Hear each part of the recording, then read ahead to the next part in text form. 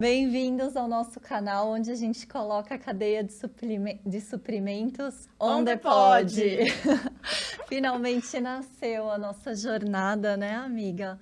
Eu sou Leandra Piscor, a sua anfitriã. Sou formada em administração de empresas, especialista na área de supply, de Comex, comércio exterior.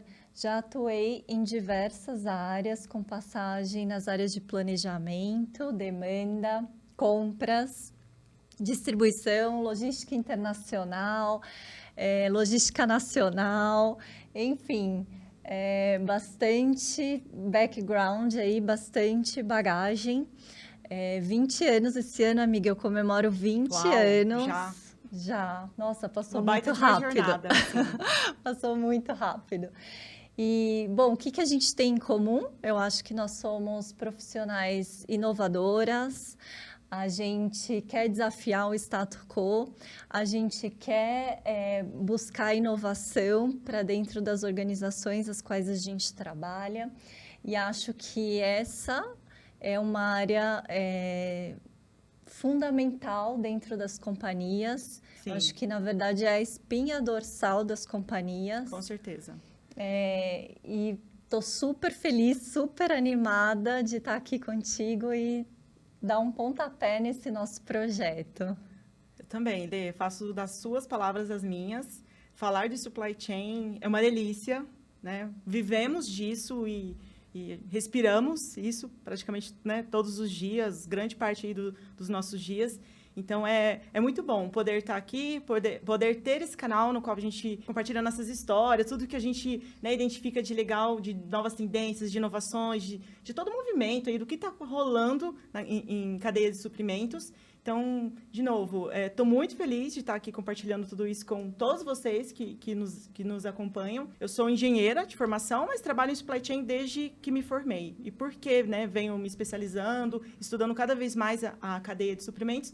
Porque, além, né, de vivermos muito esse papel fundamental que a cadeia de suprimentos desempenha para todas as organizações, conhecemos o quanto que ela gera valor também para a sociedade como um todo. Então, sim. Até falando com os nossos ouvintes hoje, dificilmente qualquer produto, qualquer serviço, solução que, por exemplo, hoje nós tivemos acesso, só foi possível porque uma equipe de especialistas da cadeia de suprimentos atuou, teve participação. Verdade. Então, primeiro que é um privilégio, é um orgulho, né, dizermos que participamos da cadeia de suprimentos e podemos colaborar com toda essa história que construímos no nosso dia a dia. É isso aí, amiga. E a gente não vai vir sozinha também, né? A gente vai contar com um super background de profissionais parrudos, experientes na área, nossos convidados. Então, logo mais aguardem. Essa primeira temporada vai ter bastante convidados. Posso dar um spoiler aqui? Pode. Que serão especialistas de supply chain. Então, pessoal aí que tem bastante história para contar, histórias boas e histórias ruins. Perrengues, né, amiga? Porque a gente também passa. Mas que no final do dia faz a gente crescer. Então, nossos convidados super queridos estarão presentes aqui conosco nessa nossa jornada. E se você que está nos ouvindo, nos assistindo, se conseguiu se encontrar em qualquer uma dessas características que nós escrevemos aqui, esse é o canal correto para vocês. É para falar de cadeia de suprimentos, é para falar de inovação, para falar de todas as novas tendências, o que está acontecendo e realmente o quanto que todos esses elementos, né, de uma forma muito positiva, nos impulsionam para desafiarmos, revolucionarmos, mudarmos, né, a cadeia de suprimentos, que é toda essa espinha dorsal, Lê, que você acabou de descrever. Sintoniza aí que essa é a cadeia de suprimentos onde pode. E onde estamos? Quais são os nossos canais? Estamos no YouTube, Instagram, vocês encontram a gente, busca lá, LinkedIn, dá um Google, busca a gente, se conecta com a gente, deixa seus comentários, falem quem vocês gostariam de ver aqui com a gente, Sim, né, amiga? E quais temas também vocês acham que são relevantes, de repente, para a gente trazer aqui? Feedbacks, comentários, até se quiserem aí ajuda, né, para desafogar as mágoas dos desafios do dia a dia, também esse é o canal certo. Deixa aí pra gente os comentários. Todos os movimentos, todos os comentários que fizeram a gente mover para frente, por favor. São sempre muito bem-vindos. É isso aí. E bora lá, amiga, para o nosso primeiro episódio. Qual que é o tema de hoje? O que a gente vai falar? Hoje nós temos um super tema. Na verdade, a gente vai... nossa proposta hoje é realmente a gente trazer um documentário. Ele é relativamente novo. Então, ele é do Christopher Means. Desculpa se o sobrenome dele não é exatamente Means ou mais, porém, norte-americano. Christopher Means. Ele é jornalista do Wall Street Journal. E o que ele fez? Na verdade, ele tem até um livro que baseou esse documentário, o qual ele publicou no Wall Street, que é basicamente uma provocação, uma ilustração de como que a sociedade se relaciona com a cadeia de suprimentos de uma forma muito, diríamos, entre aspas, invisível. Uhum. Então, é isso aí. Essa cadeia de suprimentos que, por sua vez, é gigantesca, né? Ao comprar, a gente até trouxe um item aqui para ilustrar muito bem para vocês. Por exemplo, hoje, ao comprar ter um item parecido com esse, que é relativamente simples, de baixo valor, não demanda uma cadeia super inovadora, que tenha realmente um diferencial competitivo na produção, porque é um item de simples cópia, que é um carregador USB. Quando você encontra, né, um item desse para compra em qualquer marketplace ou uma loja física, quais são as etapas? Exatamente isso. Quais foram as etapas, por onde foi que esse carregador passou até que ele estivesse disponível ali para venda? Uhum. Então, o Christopher faz uma provocação e um questionamento sobre... temos conhecimento, né? Sabemos todas as etapas e o longo trajeto que um item tão simples como esse teve que passar até estar realmente disponível para venda. Então, né, quando a gente fala de um item de baixo valor, grandes mercados consumidores, como, por exemplo, os Estados Unidos, que ele destaca muito bem, tende a buscar mercados fornecedores, produtores de baixo custo e com alta capacidade produtiva. Que, por exemplo, para o carregador, ele destaca muito o Vietnã, que, como segunda etapa do processo produtivo, exporta e abastece os Estados Unidos 100% por via marítima. Então, um transporte desse por vias marítimas demora em torno entre 20 e 30 dias para acontecer. Então... Será que todo mundo tem essa consciência? Será que todo mundo conhece isso? O quanto que... Imagina dentro de uma embarcação, né? Hoje a gente está falando que um navio, um cargueiro aí, leva em torno até 10 mil containers. Imagina a tripulação, as pessoas vivendo dentro daquele navio, atravessando os oceanos, né? Carregados dos mais diversos produtos e garantindo que aquilo chegue de forma segura, né, no mercado consumidor. Até porque qualquer desvio, qualquer gargalo nesse meio de transporte, isso tem um impacto gigantesco na cadeia de suprimentos. Que é legal até a gente trazer, que é até legal a gente também conectar, é o caso do Canal de Suez. Então, foi em 2021, se eu não estiver enganada. Foi eu 2021, acredito que sim. E o cargueiro ficou praticamente uma semana travando o canal, um dos canais mais importantes para a economia global. 12% da economia global passa por aquele canal, só para vocês terem ideia da representatividade apenas desse canal. E o que aconteceu? Ao tentar manobrar, no final do dia eles não conseguiram relatar o que foi efetivamente que causou, né, o congestionamento, mas o cargueiro travou o canal por quase uma semana, gerando aí um gargalo gigantesco nas cadeias de abastecimento no nível global. Então, conecta Mediterrâneo, Mar Vermelho. É uma rota super estratégica. Então, imagina trazendo, né, fazendo a rota desse carregador USB, saindo do Vietnã, atravessando o Pacífico até os Estados Unidos. O quanto que isso demanda segurança da embarcação. E a tripulação ali, mais uma vez, trabalhando em um escritório, né, em um arranha-céu horizontal, no meio do oceano, sem a mínima possibilidade de sair por diversos dias. É verdade. E o Christopher, ele desafia isso e provoca isso de uma forma muito legal no documentário, né, Lê? É verdade. A gente vai até colocar, né, amiga? Vamos deixar como referência aqui no canal esse documentário para vocês terem a oportunidade de assistir, porque acho que vale super a pena. A gente traçando um paralelo com o mercado brasileiro, vamos pensar que esse processo ele começa há mais ou menos um ano atrás. Então, vamos pensar que se hoje a gente entrar num site, um marketplace como esse, eu quero chamar atenção para 4 pontos aqui.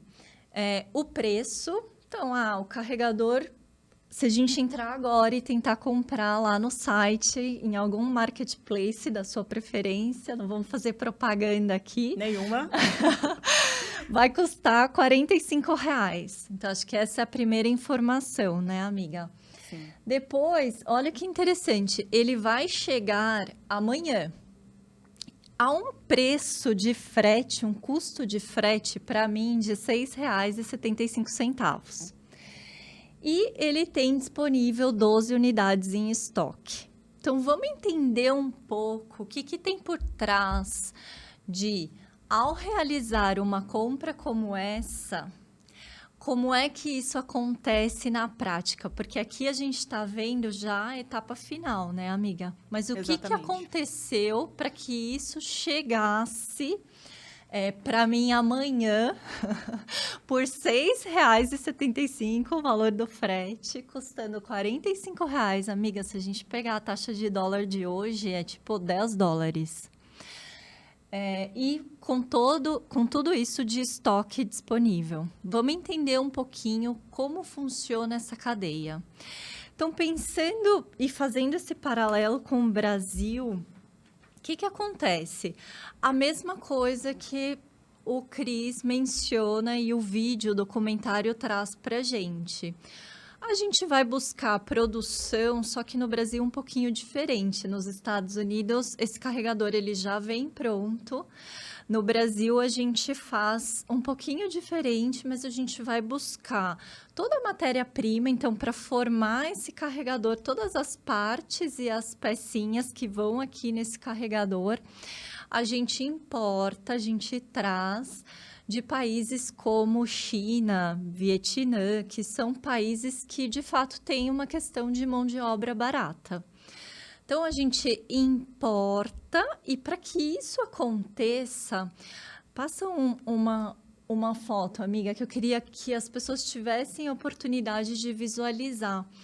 Para que isso aconteça na prática, a gente está falando de um lead time médio aí de 55 a 60 dias. Ou seja, essas pecinhas todas, elas saem da China, de algum país lá na Ásia, e vêm para o Brasil, entra no Brasil pelo porto de Suape, lá em cima, no Recife, e vai por cabotagem até a Zona Franca de Manaus. Então, onde aí a gente sabe que o Brasil é um mercado um pouquinho diferente, a gente acaba aproveitando o incentivo fiscal, o benefício que a gente tem. A Zona Franca é um local onde chegam todas as partes e peças, lá eles fazem a junção e vira esse carregador.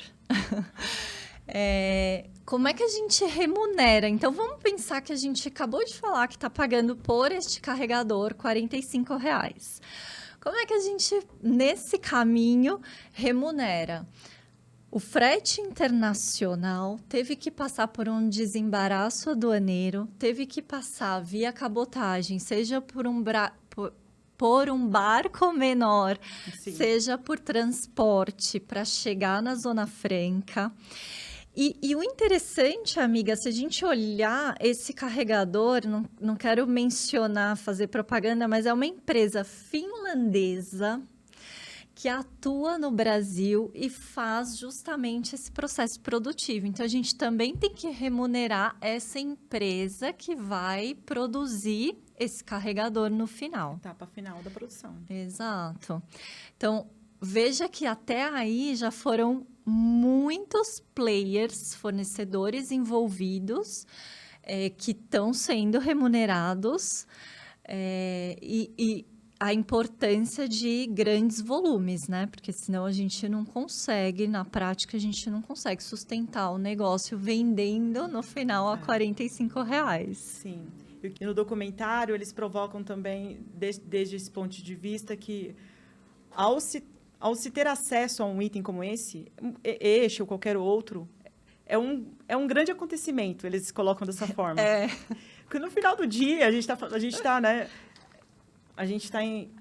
está englobando aqui diversos elos que funcionaram de forma com maestria. Em perfeita harmonia. Exatamente, com um custo competitivo. Porque se assim não fosse, jamais um carregador USB seria disponibilizado para venda a R$ 45 no Brasil, sendo, né, as primeiras etapas produtivas executadas lá do outro lado do mundo. E todo esse transporte que a gente detalhou muito bem. E dando sequência, amiga, nesse fluxo, o que vem? Então, uma vez que esse carregador é produzido lá na Zona Franca de Manaus, provavelmente ele é transportado até um operador logístico aqui na região sudeste. Por que isso acontece? Normalmente porque a maioria da população está aqui, então a maior demanda. Então, a gente tem a situação de concentrar os operadores logísticos aqui na região, né? Seja em São Paulo, Rio de Janeiro, Minas, enfim. A gente acaba concentrando esses operadores logísticos aqui. E é interessante mencionar que esses operadores logísticos, eles, em sua maioria, atendem diversos fornecedores, clientes. Sim. Exato. Então, dentro do mesmo operador logístico, você tem diferentes segmentos, diferentes clientes, todos atuando ali dentro. Quer falar um pouquinho sobre a questão dos centros de distribuição no documentário? Sim, vamos falar. O documentário, ele relata muito o mercado norte-americano, justamente durante a pandemia, e a demanda subestimada ou overestimada, não sei qual seria o adjetivo correto aqui. Até porque eles destacam muito a presença da Amazon. Então, a presença da Amazon no sentido de gestão de um armazém, gestão de um centro de distribuição. Eles destacam a Amazon e isso é muito reconhecido, não apenas no documentário, mas nós que vivemos de supply chain, a gente entende a Amazon muito como benchmark mesmo e um modelo de... A partir do momento que a gestão de um centro de distribuição é fator relevante para o negócio, a Amazon é tomada como modelo, né? Como realmente referência. E no documentário, eles estabelecem, a Amazon mostrou o que é possível, né? Então, o Bezos veio e falou assim, olha, quem vivencia, quem conhece essa realidade, sabe que é um trabalho que demanda fisicamente, é um trabalho que tem alta rotatividade, né? Verdade. E é um trabalho, e realmente são escopos que cada vez mais que o tempo passa, menos profissionais, isso eu falo por experiência própria, menos profissionais estão dispostos a exercer esse tipo de atividade a longo prazo. Uhum. Então, são realmente posições difíceis de serem, né, de estarem cobertas por profissionais que estejam dispostos ali a desempenhar aquele papel a longo prazo. Então, eles o documentário coloca a Amazon muito como referência na gestão de um centro de distribuição, e os outros, até os concorrentes também, grandes players norte-americanos, colocam, agora está com a gente precisa... depois que a Amazon destravou e nos mostrou o que é possível no tema, como fazer a gestão de um centro de distribuição de forma eficiente, a gente precisa repensar todas as nossas formas de trabalhar, e junto todas essas outras dificuldades. Então, o que eles estão explorando muito, e isso também é realidade no Brasil, o que tem sido explorado muito é a questão da automação. Quanto que um centro de distribuição consegue ser automatizado para realmente ter cadeiras, posições mais atraentes para para que profissionais realmente queiram trabalhar a longo prazo e construir carreira em posições como estas. Então, mesmo assim, trazendo a automação e a tecnologia como uma vertente e uma possibilidade de melhoria desses postos de trabalho, ao mesmo tempo eles colocam, e o custo dessa automação? E o custo dessa tecnologia? Porque é super interessante, é muito bonito ver os robôs trabalhando dentro do centro de distribuição da Amazon. Quase que todos os outros grandes operadores logísticos também já possuem os próprios robôs, tem a automatização minimamente ali implementada e funcionando. Mas qual que é o custo disso? Até porque quando a gente fala de um centro de distribuição, são atividades que você precisa trazer alta competitividade, eficiência e custo baixo. Um novo desafio. Então, o documentário, o Christopher, ele traz entrevistas de operadores logísticos, trazendo a Amazon como, né, realmente benchmark, porém, e o quanto que os outros operadores se sentem desafiados pelo que a Amazon já mostrou ser possível fazer.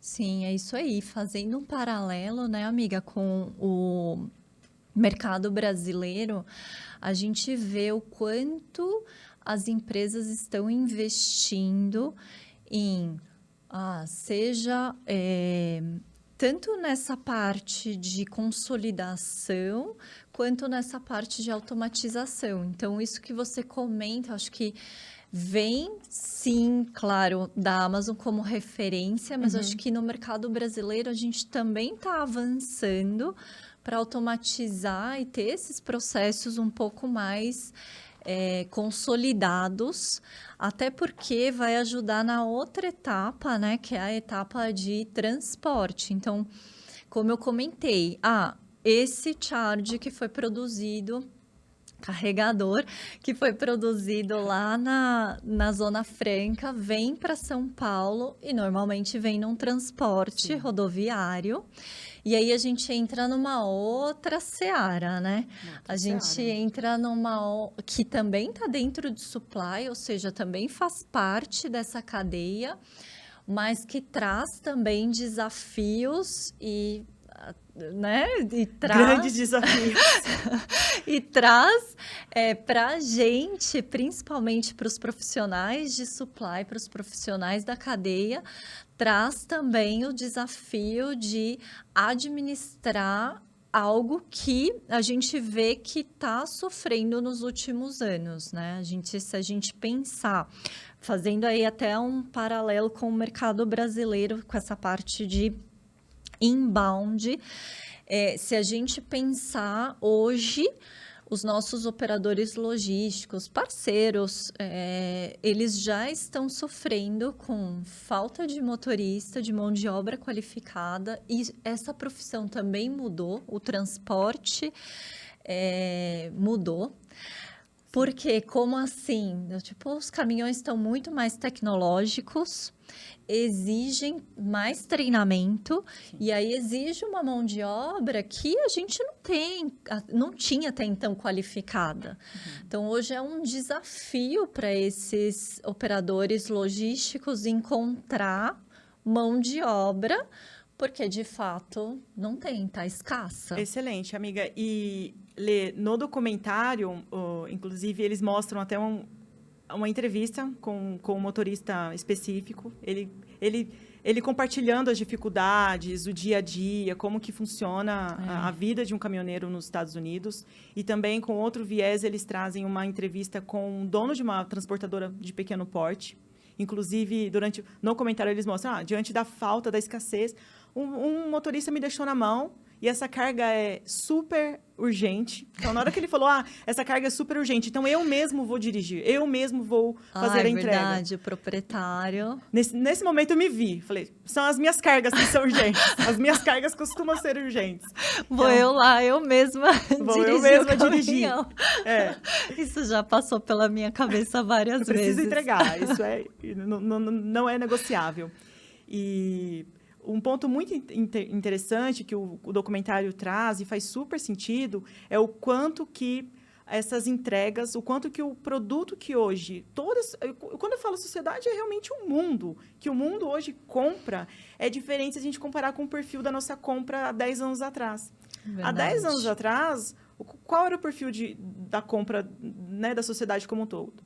Itens de alto valor. Então, você comprava o quê? Um equipamento de alto valor, um móvel, algo que realmente precisava ser entregue. Então, dentro daquele item de alto valor, você conseguia absorver um maior custo de distribuição, um maior custo de transporte. Hoje, se a gente traz para a nossa realidade, a gente compra definitivamente tudo por e-commerce. A gente consegue receber qualquer tipo de mercadoria hoje na nossa casa, né? Amanhã. Comprando hoje, como você mesma mostrou. Para chegar amanhã, uma loucura, né, amiga? Exato. E aí, pensando nesse last mile que a gente costuma chamar, o documentário traz, e até para explicar para a galera que está ouvindo a gente, pensando nessa última perna, né? Porque a gente viu lá na primeira foto, na simulação da nossa compra desse Charge, que ele tinha em estoque disponível 12 unidades. Como é que ele está num CD perto de mim, porque Sim. é um dia para entregar. Muito rápido. É muito rápido, do tipo, se a gente pensar que e-commerce tem marketplace, todos eles têm trabalhado aí com a média de 2 dias de entrega.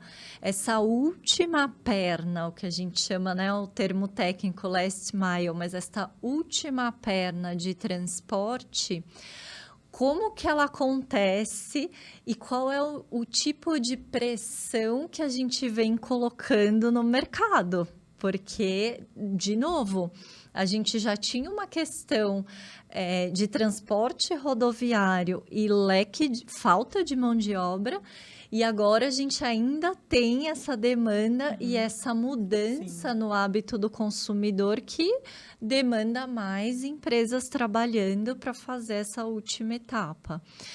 É super interessante a gente lembrar que, como eu comentei, esse Charge está armazenado em algum operador logístico aqui na região sudeste, em São Paulo, Rio de Janeiro, Minas, enfim.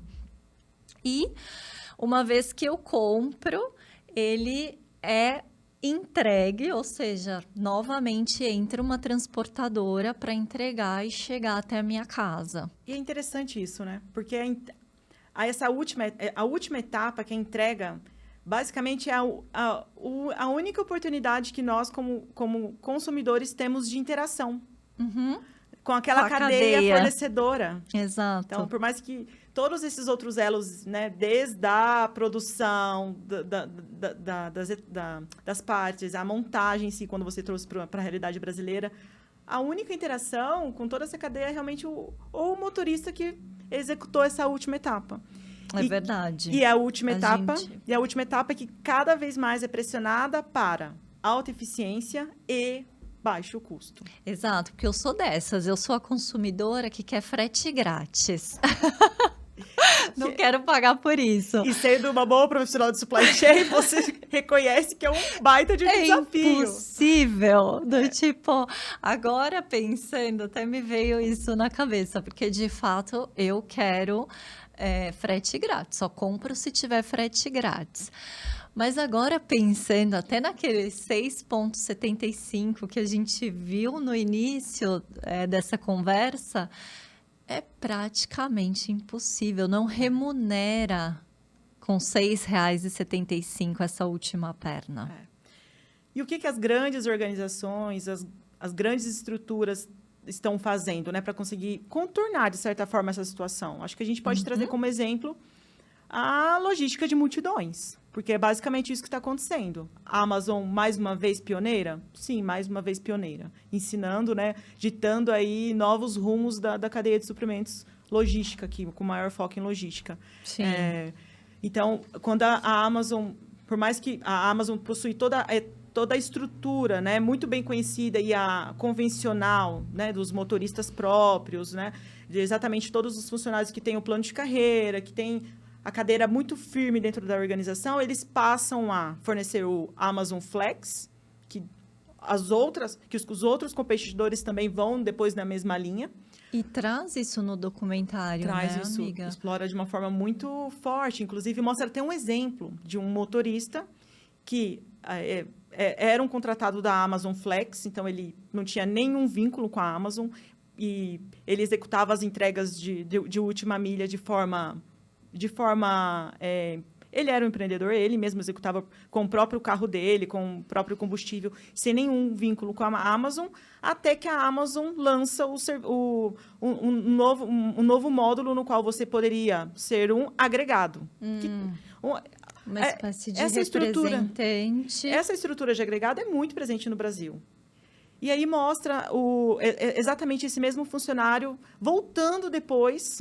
Ele é contratado em um momento para ser agregado, mas no segundo momento ele mesmo fala num documentário. Não faz sentido. Não vale a pena. Para mim não fecha a conta. Eu não sou reconhecido como funcionário Amazon, então eu não tenho exatamente os mesmos benefícios, o plano de carreira e, né, todo o pacote que qualquer funcionário almeja ter ao aceitar uma proposta de trabalho, e ele retorna para aquela outra modalidade no qual ele executa as entregas quando ele quer, sem nenhum vínculo, sem nenhum compromisso, e sem nenhum...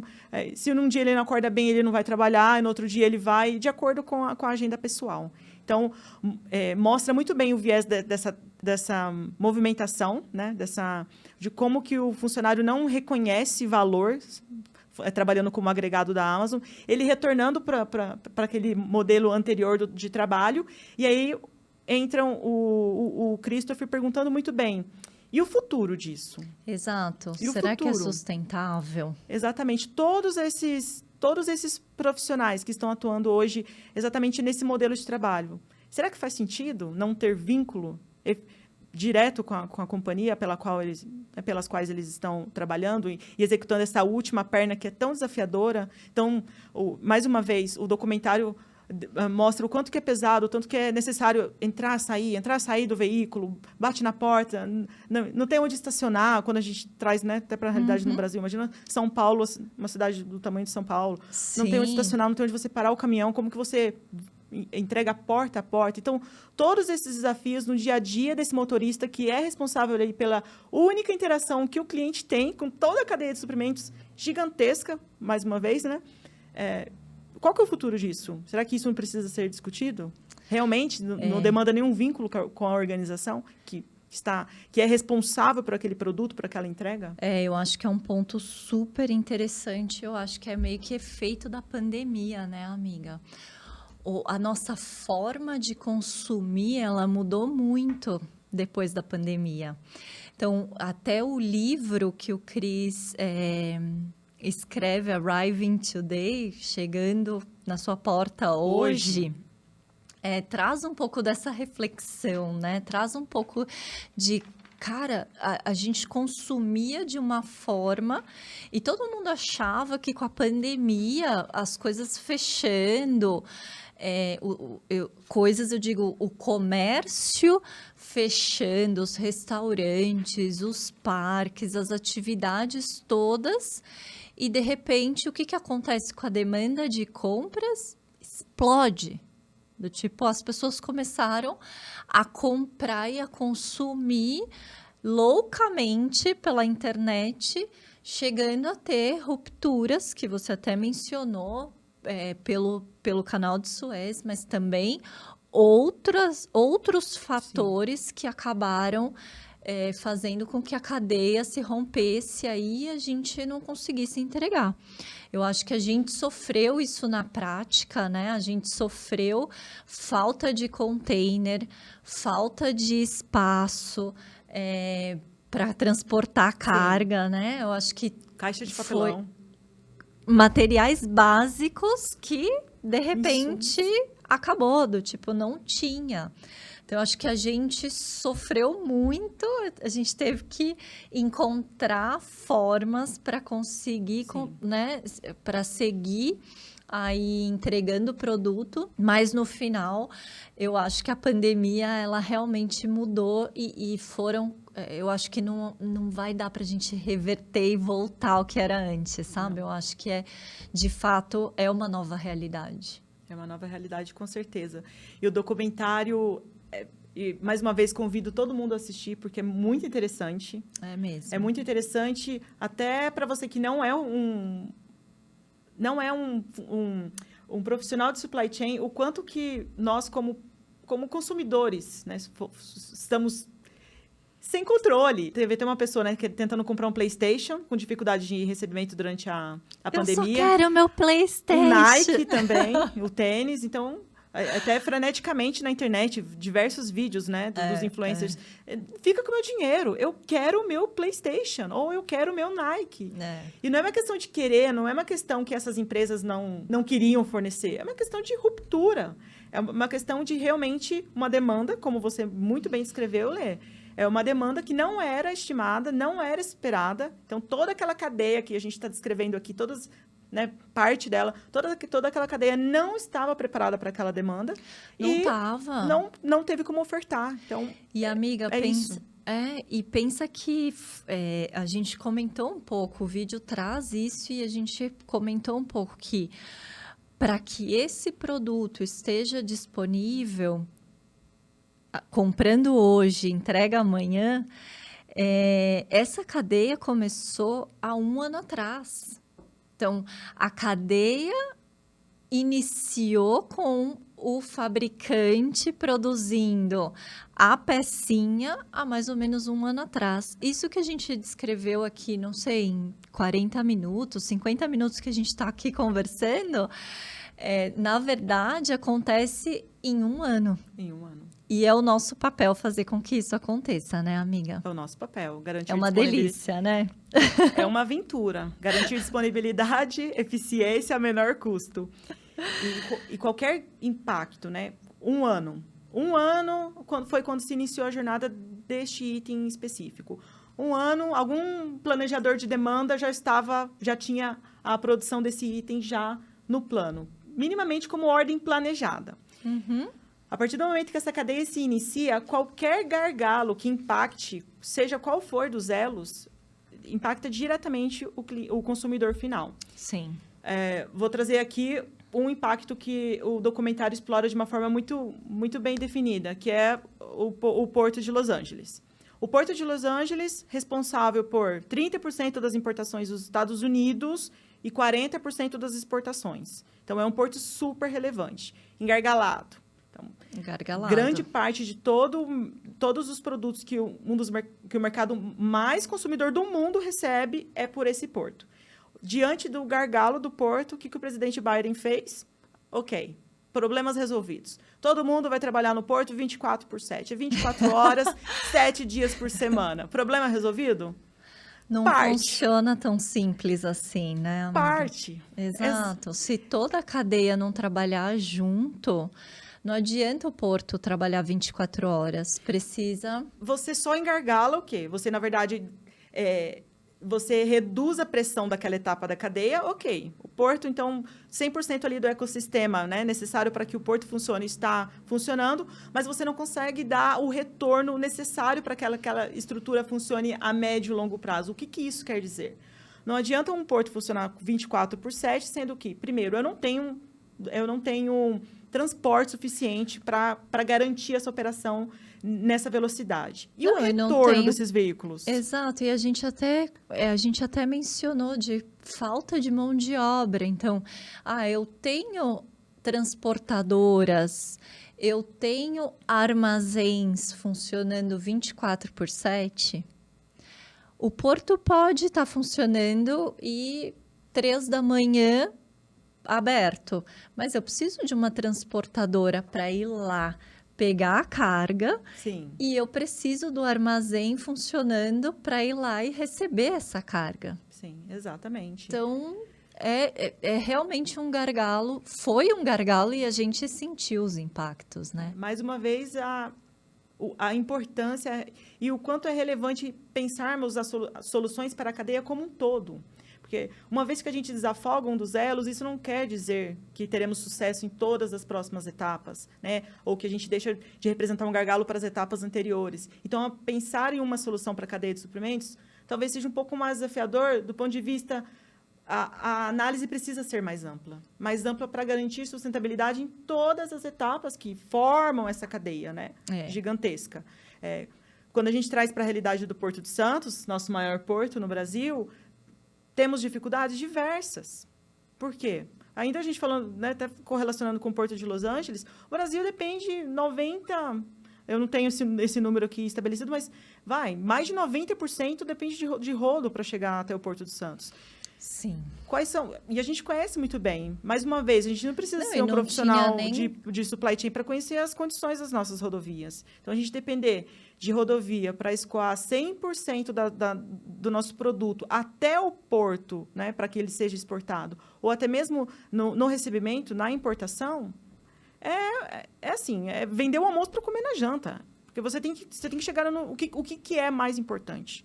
Quais são as cargas que realmente precisam ser escoadas? São os itens essenciais, medicamentos, né, alimentos. E as nossas exportações, como ficam? Não, foram impactadas, amiga, porque eu me lembro super bem em relação à falta de container. Do tipo, não chegava.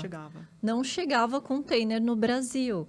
A gente queria sair com os materiais, mas não tinha como sair, porque não tinha container. Então, sim, eu acho que acho que chega a nossa pergunta final, né? Que o documentário traz um pouco. How to fix, como consertar a cadeia de suprimentos. Essa é a pergunta do milhão, né? Essa é a pergunta do milhão. Como consertar a cadeia de suprimentos? Exato. Minha opinião, acho que a primeira etapa é realmente a gente sempre pensarmos em soluções que englobem todos os elos, ou o maior número de elos da cadeia como um todo. Porque dessa forma você cria sinergia.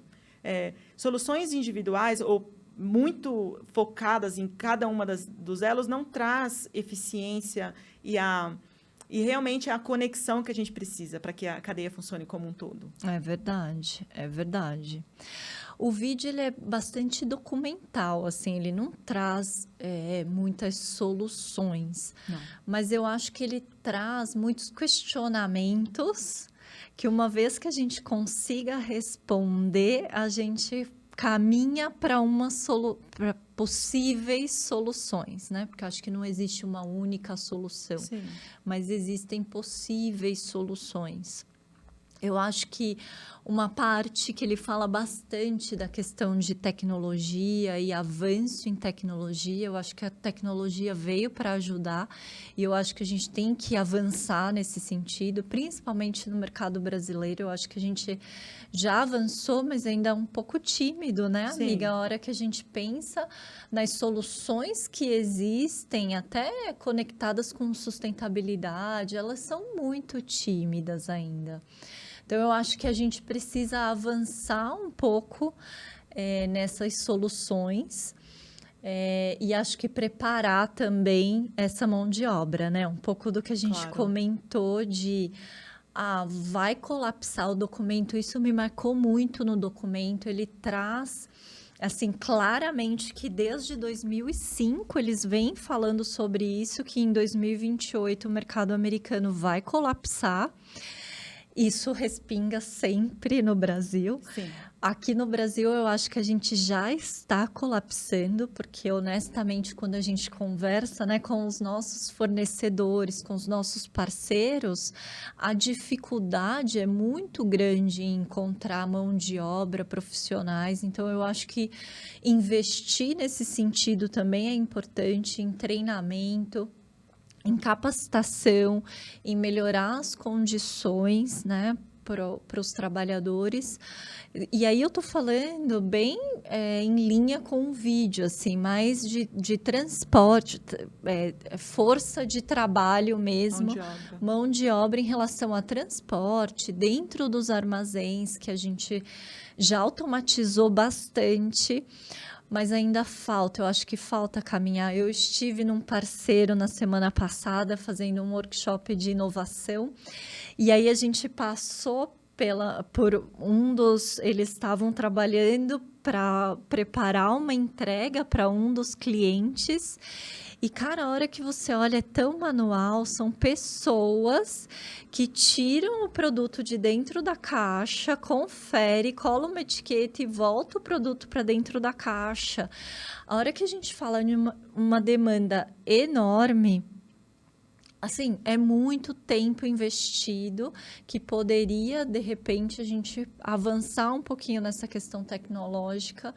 automatizar um pouco mais, compartilhar um pouco mais. Eu acho que está na hora de começar essa discussão em relação a como é que a gente consolida carga, como é que a gente consolida players, porque se a gente pega determinados segmentos, como a gente comentou, esse caso específico, se a demanda está concentrada aqui nessa região, como é que os diferentes players podem atuar juntos? Porque isso me chama sempre muito a atenção. Se você comprar 10 produtos diferentes daquele que a gente fez ali a simulação, vão vir 10 fretes diferentes de 10 lugares diferentes. Do tipo, isso não faz mais sentido. Eu acho que a gente precisa caminhar para utilizar a tecnologia nesse sentido para melhorar toda a parte de...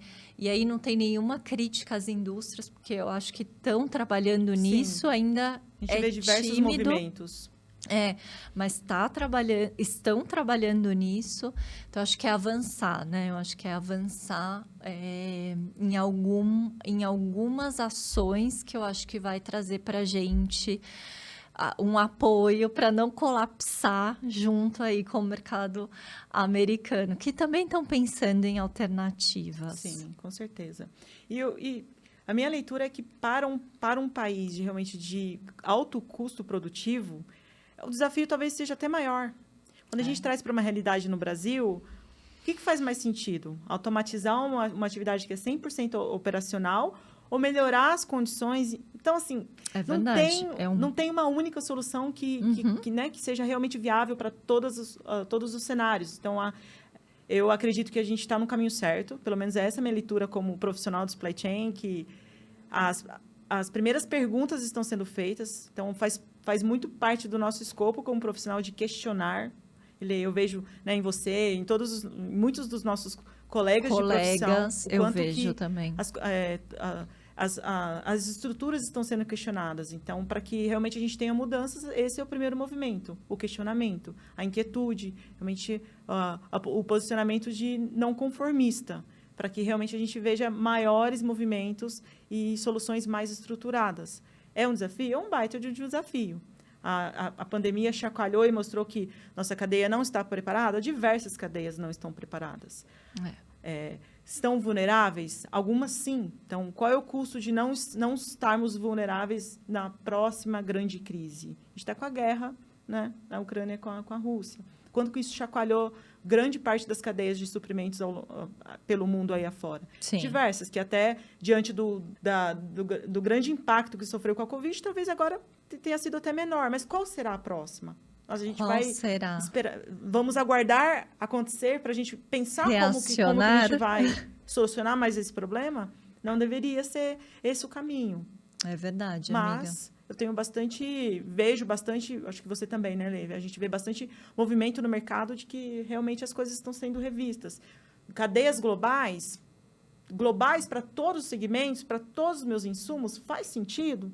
Não necessariamente. Se é um item super estratégico, se o custo da falta é muito mais impactante, é muito maior do que um overstock, por que não internalizar? Por que não trazer para mais perto e reduzir o risco? Então, uma gestão de risco muito mais aderente ao negócio precisa ser cada vez mais conduzida, ainda mais para reduzir, né, qualquer impacto que a gente possa ter por essas tensões globais e grandes crises. Nossa, amiga, você já fez até uma introdução para o nosso próximo episódio, eu amei. Mas vamos caminhando para encerrar esse. Nossa, eu adorei a nossa conversa. Você gostou, também, curti muito.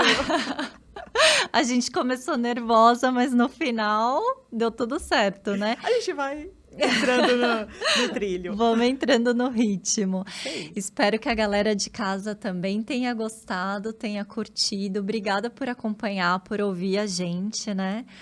E até a próxima, é isso, né, amiga? Até a próxima. Super estamos abertas para sugestões de temas, o que vocês querem ver no canal. Que, mais uma vez, a gente vai trazer as tendências e tudo que está rolando nesse mundo, né, bem desafiador de cadeia de suprimentos. E muito E obrigada. atual. E curte a gente, segue a gente no YouTube, no Instagram. Então, a gente está com o nosso canal Supply on the Pod, porque é onde a cadeia de suprimentos precisa estar, pessoal. Vocês sabem muito bem. E a gente que tentamos, pelo menos, pincelar qual que é a importância e como que essa cadeia de suprimentos impacta, colabora e O traz, nosso dia a dia. colabora com a qualidade do nosso dia a dia como sociedade, né, com as organizações também. Então, é isso. Espero vê-los no próximo canal, certo, Lê? Certo, eu também. É isso. Tchau, pessoal. Tchau, tchau. Obrigada.